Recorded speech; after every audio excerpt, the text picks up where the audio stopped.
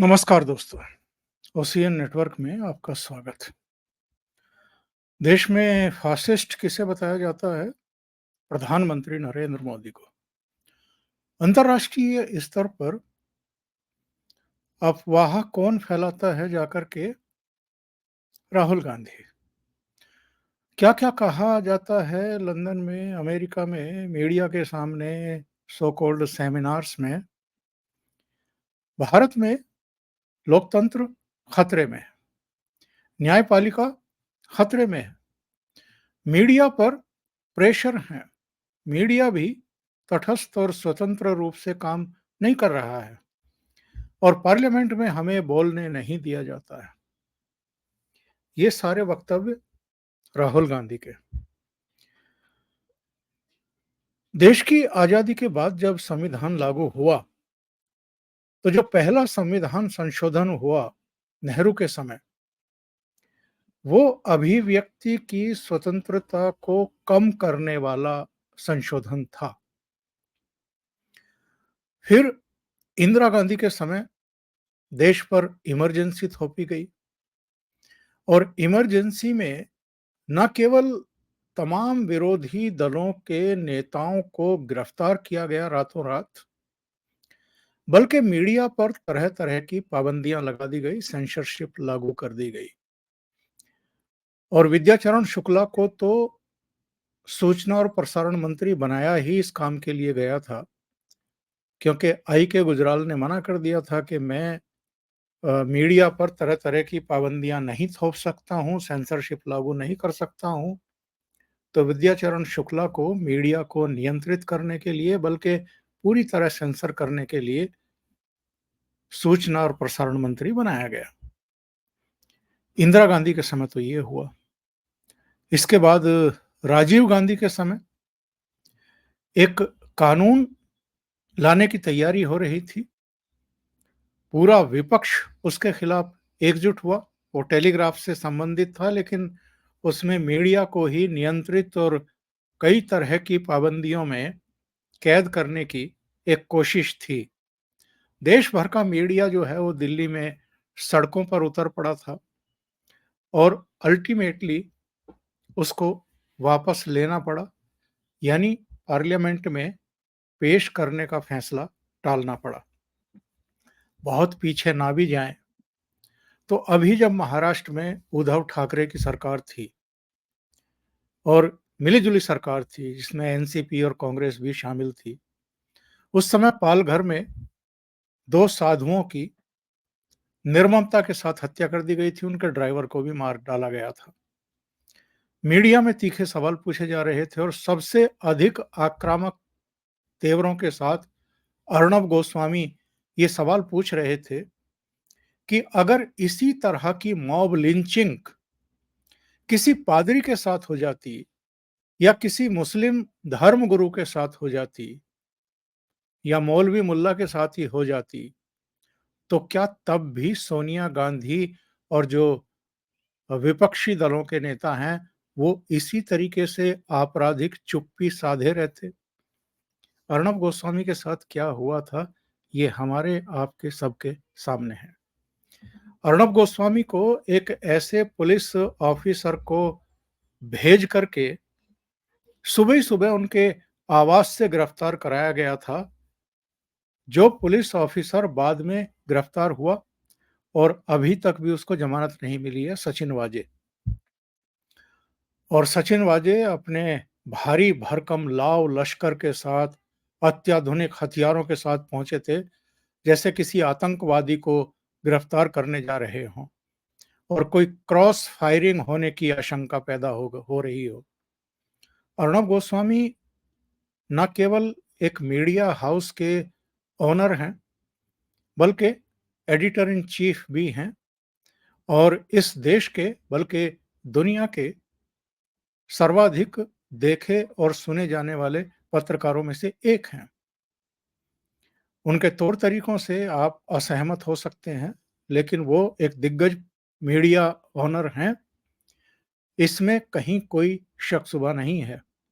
लेकिन उनको पुलिस उस वैन में लेकर के गई जिसमें आम तौर पर छँटे हुए बदमाशों को, गुंडों को, इस तरह के अपराधियों को ले जाया जाता है और उनको 7-8 दिन तक जेल में रहने के लिए बाध्य किया गया। वहाँ तरह-तरह की प्रताड़ना का उनको सामना करना पड़ा।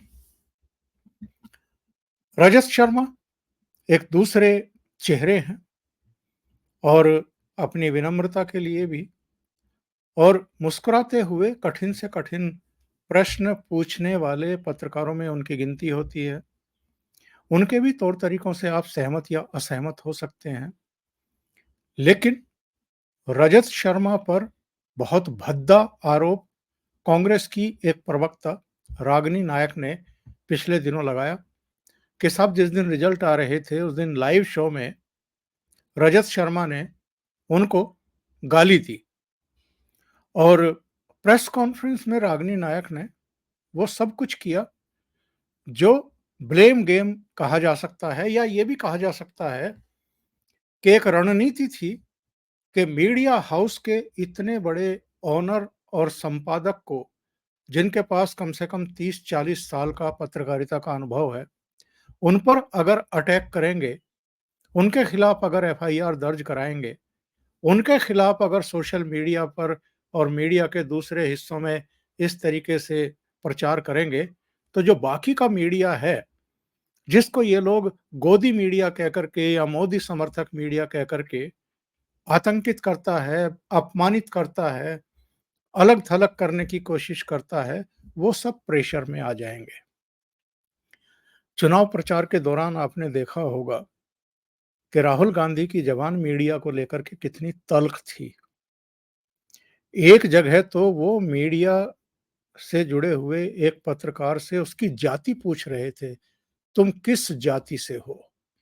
ये दुस्साहस अभी तक देश में किसी नेता ने दिखाया नहीं था जो राहुल गांधी ने दिखाया था।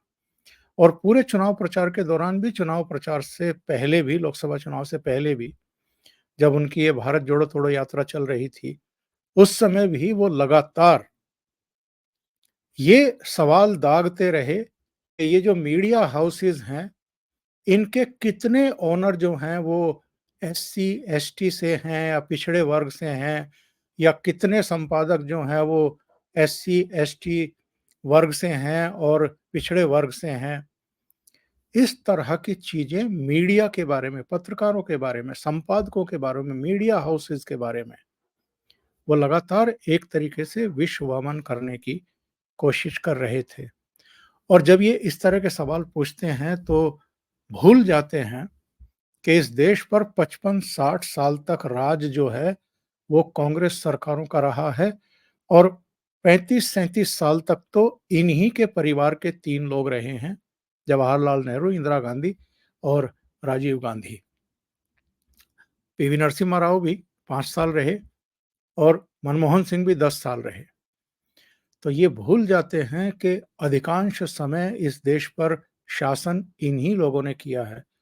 तो अगर मीडिया हाउसेज़ में पिछड़े वर्ग से, अनुसूचित जाति, जनजाति के वर्ग से कोई पत्रकारों की कमी है या मीडिया हाउसेज़ के ओनर्स वो नहीं हैं, तो इसके लिए जो 2014 से इस देश की कमान संभाले हुए नरेंद्र मोदी हैं, वो हैं या जिन्होंने 55-60 साल तक शासन किया है, वो हैं।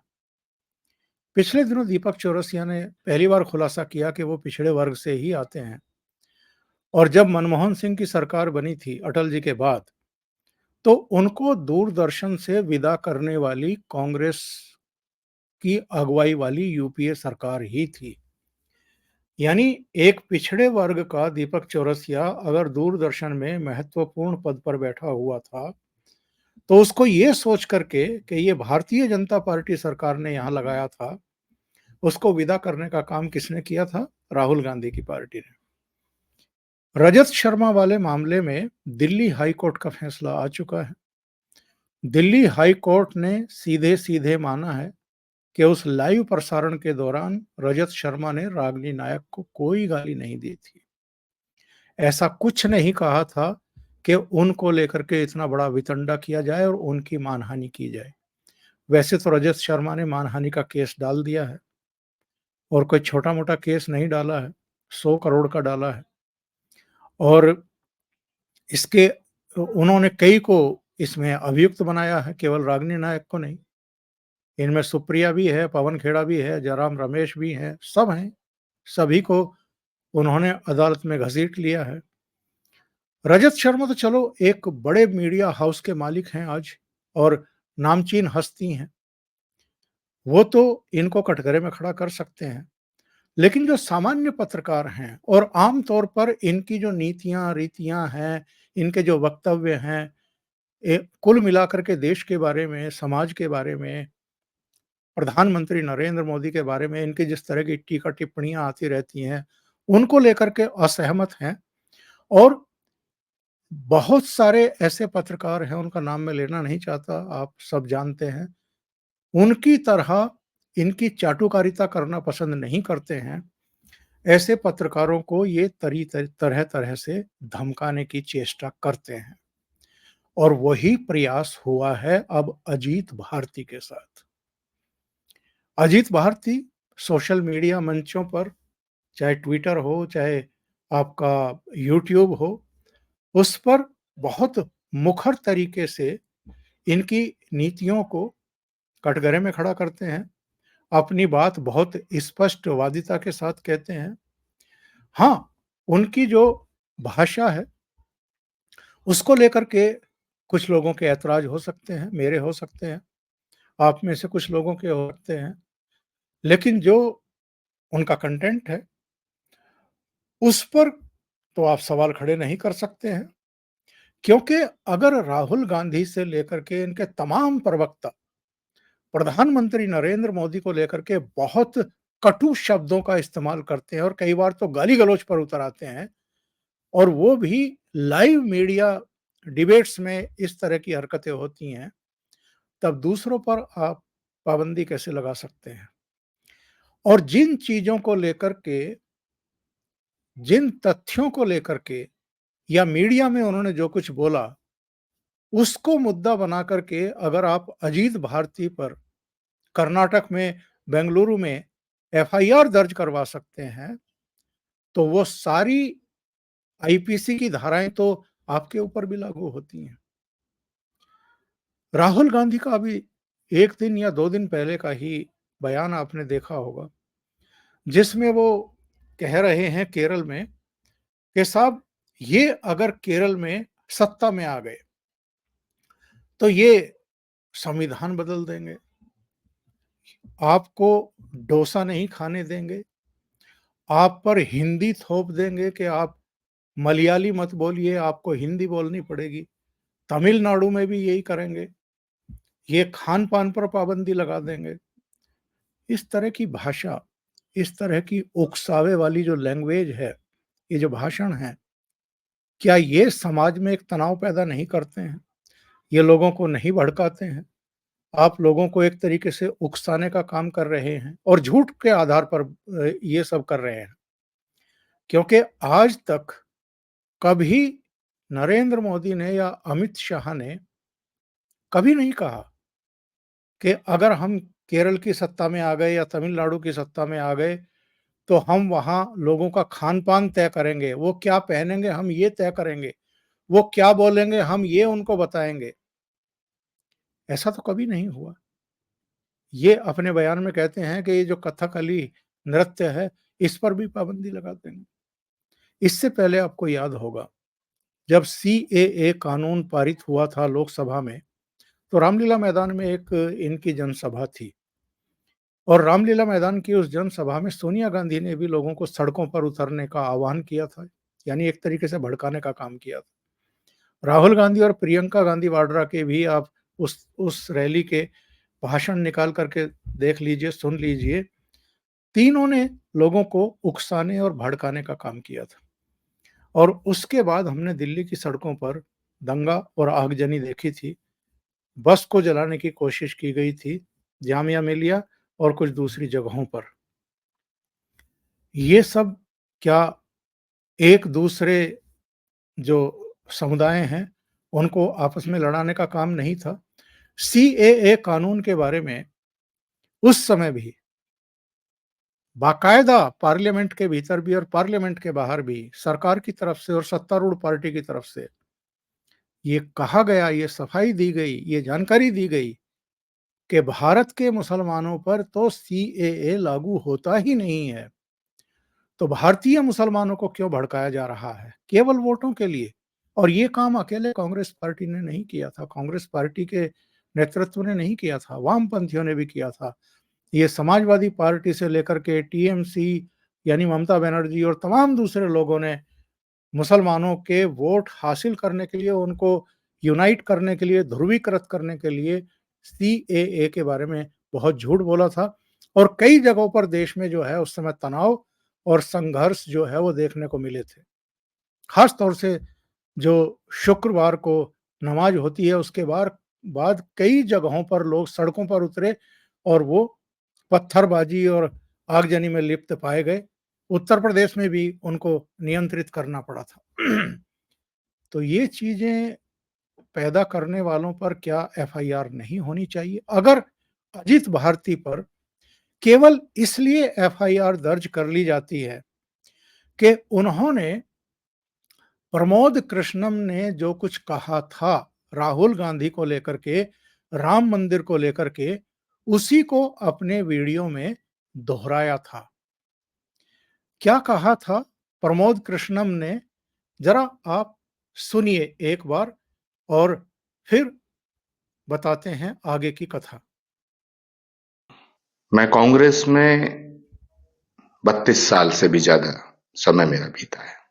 जब राम मंदिर का फैसला आया, राम मंदिर बनना शुरू हुआ, उसके बाद राहुल गांधी जी ने अपने नजदीकी लोगों की एक बैठक में अमेरिका के रहने वाले अपने एक शुभचिंतक के कहने पर, इशारे पर, सलाह पर यह बात कही थी कि अगर हमारी सरकार बनती है तो हम सुपर पावर कमीशन बना करके राम मंदिर के फैसले को पलट देंगे।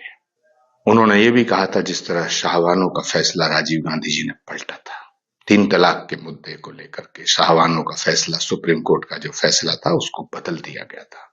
तो जब शाहवानों का फैसला बदला जा सकता है तो राम मंदिर का फैसला क्यों नहीं बदला जा सकता है? इसको लेकर के अजीत भारत अभी कोई लेटेस्ट नहीं, कुछ दिन पहले एक वीडियो बनाया था और उस वीडियो में ये सब बातें कही थी कि राहुल गांधी और दूसरी पार्टियों के जो शीर्ष नेतृत्व हैं वो इस तरह की बातें करते हैं। और इसी को लेकर के बेंगलुरु में अब जाकर के एक एफआईआर दर्ज करा दी गई अजीत भारती के खिलाफ। और सेक्शन क्या लगाए गए हैं? 153A और 505 इन ब्रैकेट 2, यानी वैमनस्य फैलाना, समुदायों में एक हिंसा का माहौल क्रिएट करना। इस पर एक्चुअल में ये हुआ क्या? वही जुबेर जिसने नुपुर शर्मा का एक बयान काट करके और वायरल कर दिया था पूरे देश में और दुनिया में, और उसके बाद जिस तरीके की हिंसा हुई और जिस तरह का वातावरण खराब हुआ, वही काम जुबेर ने फिर किया और फिर से एक ट्वीट किया। और ट्वीट करने के बाद जो है ये स्थितियां परिस्थितियां पैदा हुई। ये नीचे की तरफ जुबेर का वो ट्वीट है और उसका जवाब अजीत भारती ने दिया भी है हाथों हाथ। और उन्होंने कहा भी है कि आचार्य प्रमोद कृष्णन का जो स्टेटमेंट है राहुल गांधी के राम मंदिर को लेकर के दिए गए बयान को लेकर के, उसको जरा आप देखिए। इसके बावजूद, यानी इतनी सफाई के बावजूद, मोहम्मद जुबेर के इस ट्वीट के आधार पर बेंगलुरु में मुकदमा दर्ज करा दिया गया अजित भारती के खिलाफ। अजित भारती का वैसा बयान भी आया है। उन्होंने लिखा है कि सुबह से कई मित्रों के फोन आदि आए कि मेरे ऊपर एफआईआर हो गई है। मुझे इस एफआईआर की व्यक्तिगत तौर पर कोई जानकारी नहीं है। जो भी है सोशल मीडिया के माध्यम से ही पता चला है इसमें कई मित्र ऐसे हैं जो लगातार इस प्रशासनिक और न्यायिक प्रक्रिया के तहत कार्य कर रहे हैं। भाजपा के ही कई नेताओं और पार्टी से संबद्ध मित्रों ने स्वतः सहायता की है, जिसके लिए आभार प्रकट करता हूं। पत्रकारों के लिए इस तरह के एफआईआर उनके करियर में सम्मान की तरह होते हैं। इस सम्मान हेतु कांग्रेस का आभार। इससे पहले अन्य राज्य सरकारों की पुलिस ने भी मुझे सम्मानित किया है। आगे जो भी होगा सतत युद्ध है, लड़ते रहेंगे। प्रश्न केवल ये है कि मोदी या अमित शाह ने कब कहा कि केरल वाले को डोसा और मलयालम छीन लेंगे, या ये कि संविधान बदलकर आरक्षण हटा देंगे। और इस पर एक पांचजन्य ने भी ट्वीट किया है। ये वो ट्वीट है, मोदी शाह ने कब कहा कि संविधान बदल देंगे? मोदी शाह ने कब कहा कि आरक्षण खत्म कर देंगे? मोदी शाह ने कब कहा कि डोसा खाना बंद करा देंगे? मोदी शाह ने कब कहा कि मलयालम बोलना बंद करा देंगे? मोदी शाह ने कब कहा कि तमिल बोलना बंद करा देंगे? मोदी शाह ने कब कहा कि दक्षिण भारतीयों से जबरदस्ती हिंदी बुलवाएंगे? अगर नहीं कहा तो कांग्रेस के युवराज राहुल गांधी ने झूठ क्यों बोला? राहुल गांधी झूठ बोले तो सही, मैं उस पर वीडियो बनाऊं तो गलत। ये तो नहीं चलेगा। मैं तो वीडियो बनाऊंगा, कांग्रेस को जो करना है कर ले। अजीत भारती पत्रकार। ये उनकी तरफ से एक स्टेटमेंट आई है। और लगातार आनंद रंगनाथन का भी एक ट्वीट आया, unbelievable, the Congress is prosecuting Ajit for repeating what a congressman said about another congressman while sparing the congressman who said it. I stand with Ajit Bharti. यानी एक कांग्रेसी ने दूसरे कांग्रेसी प्रमोद कृष्णम ने राहुल गांधी के किसी बयान के बारे में जो कुछ कहा, अजीत भारती ने केवल उसको रिपीट भर किया था अपने वीडियो में, और इस पर एफआईआर दर्ज हो जाती है।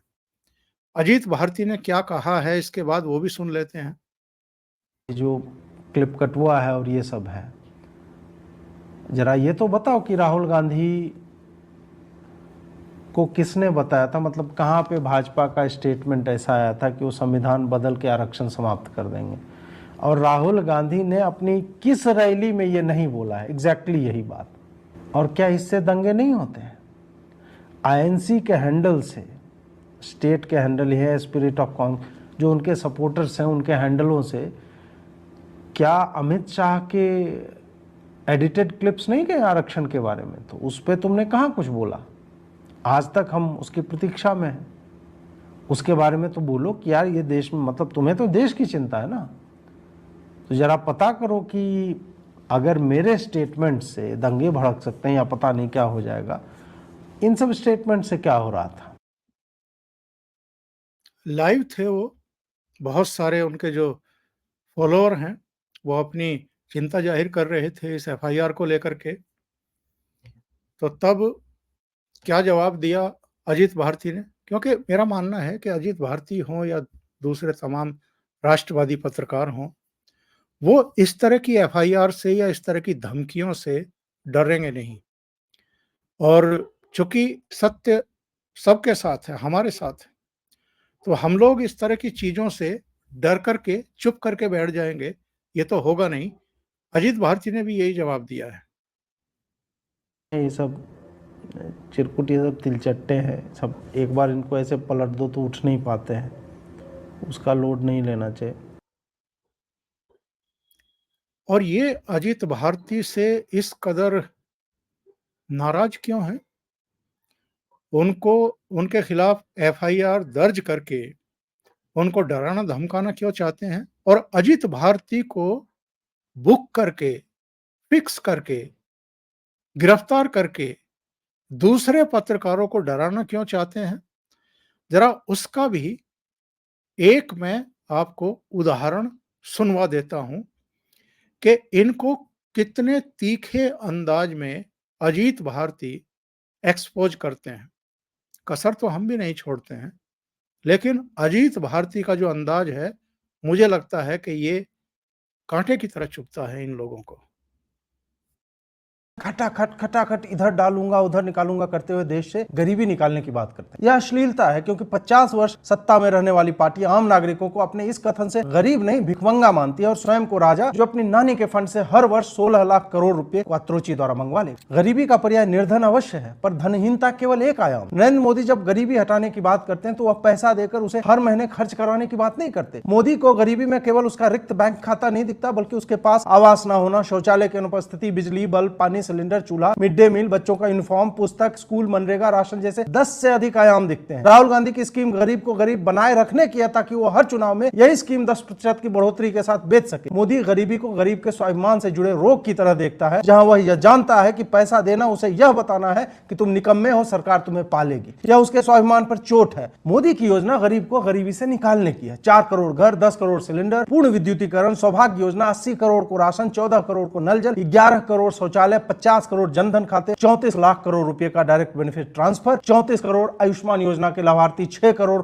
मां बच्चों का टीकाकरण आदि केवल आंकड़े नहीं है। ये हर गरीब परिवार की कहानी है, जहां माता पिता दाल रोटी के लिए बच्चों को भी खेत में मजदूरी के लिए अब नहीं ले जाते, क्योंकि मोदी की योजनाओं ने उन्हें अपने बच्चे के उत्तम भविष्य की ओर ताकने पर सकारात्मक रूप से विवश किया है। यही अंतर मोदी और राहुल का। एक गरीब को निकम्मा मानता है, दूसरा 25 करोड़ के जीवन स्तर को सुधार कर उसे भविष्य की आशा देता है।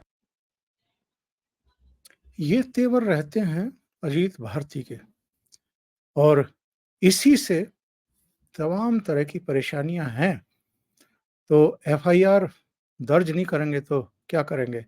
कहीं ना कहीं तो फ्रस्ट्रेशन निकलना है, वो निकला है।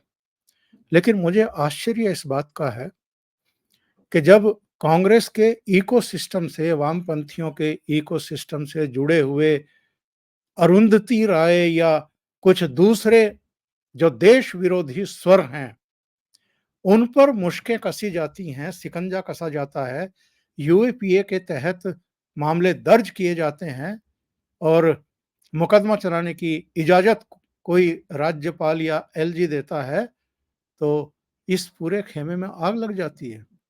सोशल मीडिया पर जैसे ये बरस पड़ते हैं और मोदी सरकार को कटघरे में खड़ा करना शुरू कर देते हैं।